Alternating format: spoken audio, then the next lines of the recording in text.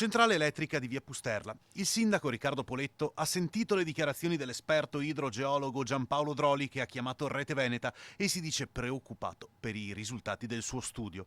Il progetto, così come è stato ideato, non va bene. Secondo Droli, infatti, gli edifici che affacciano su via Pusterla con gli scavi appoggerebbero sul vuoto per il 20% della superficie. Il primo cittadino deve tutelare i residenti.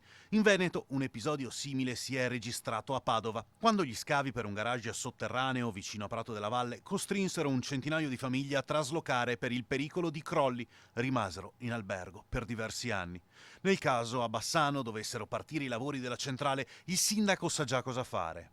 Nel caso in cui partono i lavori, ma noi auspichiamo che si possa rivedere il tutto, ma nel caso in cui partono i lavori e ci dovessero essere dei minimi spostamenti o cedimenti, è chiaro che il Comune interverrebbe per pretendere un blocco lavori e fare le opportune verifiche appunto rispetto sia alla strada sia agli edifici contigui.